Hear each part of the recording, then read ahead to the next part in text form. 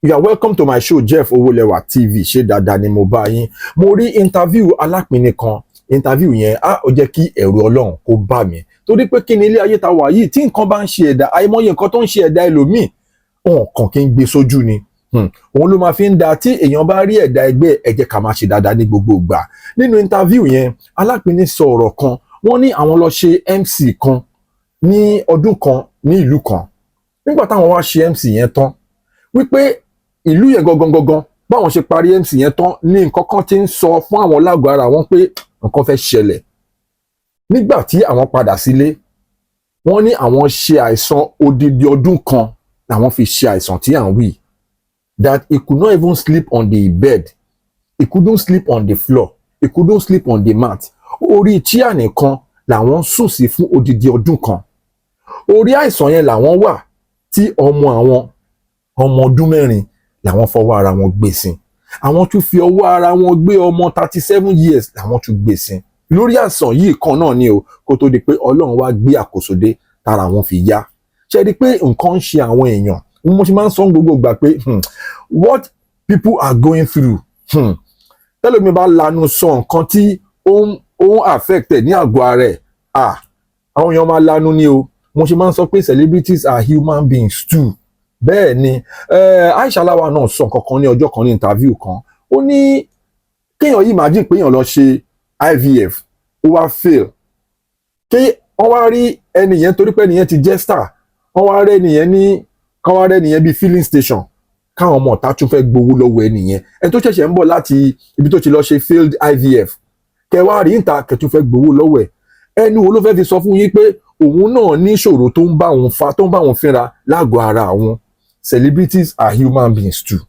Màá fún yín ní instance kan tó ṣẹlẹ̀ sí mi gangan personally. Mo lọ ṣe iṣẹ́ kan ní last year ní Island. Bí mo ṣe wá ń drive bọ̀, mo wà lórí speed gan. Ní believe pé mọ́tò mi kàn déédéé takú lórí Tomiland Bridge ní gbà. Mo dẹ̀ wà lórí fast lane. Ṣẹlẹ̀ mọ̀ pé lórí Tomiland Bridge eré burúkú làwọn èèyàn máa ń sá lórí bridge yẹn. Ẹ máa ra mọ́tò tó máa move bí jet. Bí mọ́tò yẹn ṣe wá stop bóyá takú báyìí, ẹ̀rù ti bà mí because lórí fast lane tí mo wà yẹn mo ní láti maneuver láti fast lane yẹn lọ sí service lane. Ṣé ni mo bẹ̀rẹ̀ sí ní gbàdúrà kí mọ́tò yìí kó ṣàtiẹ̀ dé service lane kí nǹkan kan má ṣe, torí pé kí ni tí àwọn mọ́tò tó ń sá eré burúkú yẹn tó bá kọlù mí ní moment yẹn gbogbo wa báyìí a máa lọ bára wa nínú omi ni. Inú mi dẹ̀ dùn wípé Lagos State Government wọ́n ti ṣe speed limit ní gbogbo orí tán ti enforce ẹ̀sìn lórí gbogbo Tomiland Bridge. Ó ti níye eré tó lè sá. Tó bá wà lórí Ìkòròdú road express road ó ti níye eré tó lè sá. Tó bá wà ní inú àdúgbò ó ti níye eré tó lè sá. Very good one. But ní ọjọ́ tí mò ń sọ yìí, ìgbà tí mo padà wá maneuver mọ́tò yẹn dé ẹgbẹ́ service lane tí mo bọ́lẹ̀ nínú mọ́tò báyìí, mi ì mọ bí àwọn guys yìí ṣe jáde from nowhere. Mo kàn bẹ̀rẹ̀ sí ní ọkàn ń yọ lẹ́yọ kọ̀ọ̀kan ni kí ló ń ṣẹlẹ̀? Wọ́n ṣe jọdé ní ẹ̀rù tí ẹ bà mí torí oríṣiríṣi gist la máa ń gbọ́ bí wọ́n ṣe máa ń rọ̀bù àwọn èèyàn lórí Tomiland Bridge tí nǹkan kan bá ṣe mọ́tò àwọn èèyàn. Wọ́n ṣe dé báyìí èmi gan ọmọ gbòòrò mo kàn bá wọn ta lẹ́sẹ̀kẹsẹ̀ ni pé wà kí ló ṣẹlẹ̀? Mọ́tò mi takú ni náà, ilé ìtẹ́kọ̀ọ́ ń yọ tẹ́kọ̀ọ́ bá fún mi lóhùn. Àwọn náà wọ́n ṣe gbé wá èmi náà mo gbé padà fún wọn, bó ṣe gbé wá ní gbígbóná mo dá padà straight ni. Èmi gan jẹ́ kó mọ̀ pé ọmọ Mushin lèmi, ọmọ gbòòrò lèmi náà. Àwọn guys tí mò ń sọ yìí àwọn náà bá mi wá Tóyìn vehicle tí wọ́n bá mi tó mọ́tò yẹn kúrò ní orí Tomiland Bridge ní ọjọ́ yẹn. Now mo kàn ń sọ àwọn ọ̀rọ̀ yìí torí a lot of people they don't know what actors go through. Ẹlòmíà kan rèé yàn ń ta, first thing that they will do is to ask you for money. You don't know what that person is really going through. Ẹ kàn máa fi pé bí a tẹ bá ti ríyàn next thing ní kẹ́ gbowó. Now kí n tún tẹ̀síwájú lórí interview ti Alapini tí mo rí yẹn, wọ́n tún wá sọ kankan wípé àwọn èèyàn ní believe pé gbogbo campaign táwọn lọ ṣe fún APC nígbà last general election yìí nígbà táwọn ò gbowó ni, wípé gbogbo bó dẹ̀ ṣe lọ bó ṣe bọ̀ àwọn wà disappointed nínú gbogbo nǹkan tí President Bola Ahmed Tinubu ń ṣe, especially nǹkan tí Ṣèyí Tinubu ṣe, wípé gbogbo bí Ṣèyí Tinubu ṣe ń lọ sí north tó ń help àwọn èèyàn, tó ń san hospital bills àwọn èèyàn, tó ń ṣe everything, pé kí ló dé tí kò wá ṣe irú ẹ̀ ní ilẹ̀ Yorùbá ń bí. Alapini sọ bẹ́ẹ̀. Wọ́n tún tẹ̀síwájú, wọ́n sọ̀rọ̀ wípé election tó ń bọ̀ yìí bóyá làwọn máa campaign fún àwọn APC wípé gbogbo ẹ̀ bó tẹ̀ ṣe bí gbogbo kan ṣe rí báyìí kò tiẹ̀ tẹ́ anybody lọ́rùn. Now wọ́n tún wá sọ nínú interview yẹn pé àìmọye èpè tí àwọn gbà nígbà tí àwọn ń ṣe gbogbo campaign yẹn, even ìgbà tí Ọláìyá Igwe tí wọ́n lọ sórí beach tí wọ́n lọ shield ilẹ̀ pé oríṣiríṣi èpè pé èpè yẹn gan wọ́n sì ń gba èpè yẹn lọ́wọ́lọ́wọ́ báyìí. This video is basically about the risk actors go through while on set or while working. Ibi tí mo ń gbé fídíò ìlọ gangan nìyẹn. Màá tún fún yín ní another instance. Nígbà tí àǹtí Péjú Ògúnmọ́lá tí wọ́n lọ ṣe eré kan nígbà kan. Ọbẹ̀ torí ọbẹ̀ ó ti da ikú ọmọ ní páìtàlẹ̀.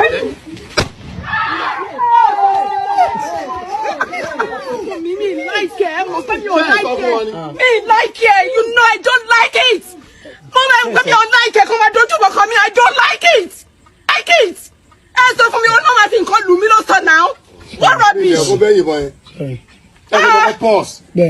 Oh, so for me, woman, you only one man think call Lumino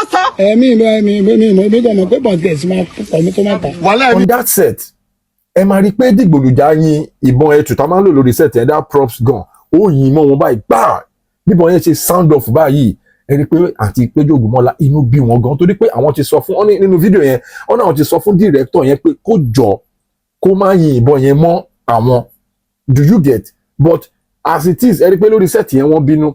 Now oríṣiríṣi nǹkan ti ṣẹlẹ̀ sí oríṣiríṣi actors lórí wípé àwọn èèyàn ń ṣiṣẹ́. The risk actors go through while working on set ó máa ń ní agbára gan, ó máa ń ní agbára. Ṣe rí pé wọ́n bínú gan torí pé ó wà very risky. What if bíbọn yẹn ṣe bó ṣe sound off yẹn ọlọ́mọdé kárí kò ṣe dáadáa. Ẹlòmíì báyìí àwọn ayé tó máa kàn ranjú mọ́ ìbọn yẹn lásán anything ló lè ṣẹlẹ̀. Ọlọ́mọdé káburú ṣẹlẹ̀ sí ìkọ̀kan nínú wa. Now let me move forward with this video. This video is basically what actors go through on set. Nǹkan kan ṣẹlẹ̀ ní Hollywood. Ó ti pẹ́ dẹ̀ tó ti ṣẹlẹ̀ ní Hollywood. Actor kan tó ń pè ní Alec Baldwin ó popular gan. Yeah, this man you are watching on the screen. Wọ́n film lọ́wọ́. When they were filming, I think the name of the title of the movie is Rust. So when they were filming, then accidentally that actor he pointed the props, the gun props. He pointed it at one cinematographer and the thing sounded off. Mistakenly, bóyá kò mọ̀ pé bullet tó wà ńbẹ̀ na live bullet. Bí bullet yẹn ṣe jáde bó ṣe lọ bá woman yẹn nìyẹn. Ẹni yẹn kú o, cinematographer yẹn kú lórí spot yẹn lẹ́sẹ̀kẹsẹ̀. Tó tún tíbọn yẹn tún ṣe ẹlòmíì náà léṣe. Ọ̀rọ̀ yẹn délé ẹjọ́. But ó dà pé at the end of the day, judge yẹn wọ́n strike case yẹn out. Now, ẹni tó kú ti kú. See, some of the risk actors go through on set. Òun ni mo kàn highlight lẹ́yọ kọ̀ọ̀kan yìí.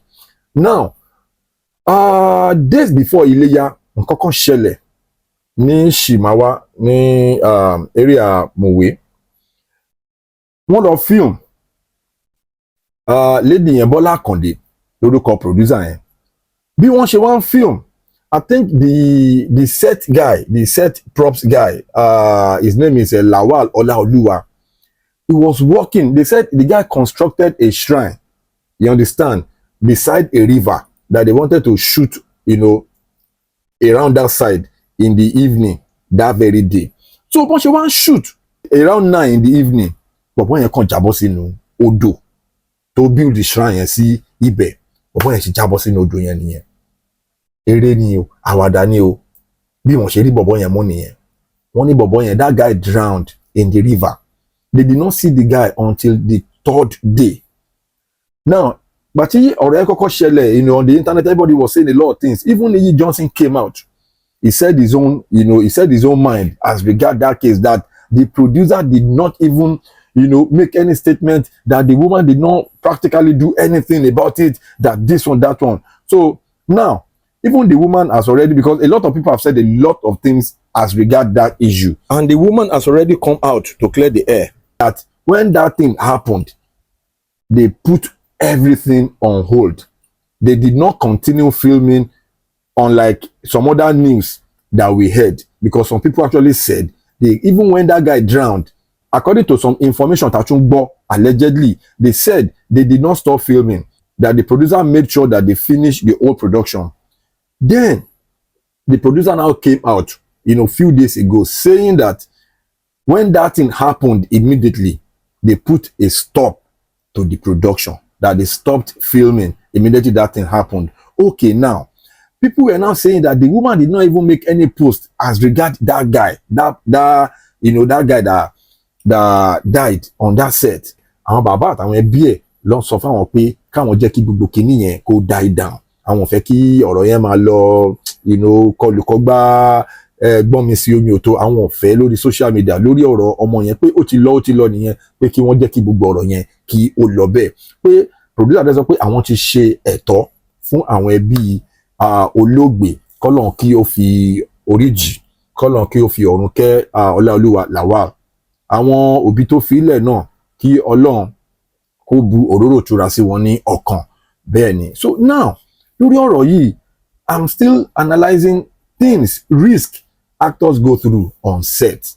Then kò dẹ̀ kí n ṣe actors nìkan, even the crew members. Wọ́n ní mo ṣe máa ń sọ a lot of times. See, the love, the kind of care you will give Funke Akindele is the same love and care you should give the cinematographer. The care and love you will show Femi Adebayo is the same love and care you should give the makeup artist. The kind of love and care you are going to give Iniedo is the same amount of love you should give all the crew members. Kò yẹ kí orí kan ju ìkan lọ when it comes to production, because without these guys we cannot even watch any movie, because without these guys we cannot even make a movie. Yes, even in America, that they have structures in place. In America they have what they call residuals. Now residuals here are only meant for the actors, especially the main actors in those movies or in those Hollywood movies that we watch, that even after releasing the movie, years after, all the money a particular movie is making, there is a portion of royalty that are given to the actors, you understand. Now even in America they are clamoring for residuals, for royalties to be given to the crew members in America. We need to show our crew members enough love. We don't have to be treating our crew members like they are trash. You will hear different stories of how A-list actors maltreat crew members on set. Sometimes you will hear about stories like the main actors, feeling like a demigod on set.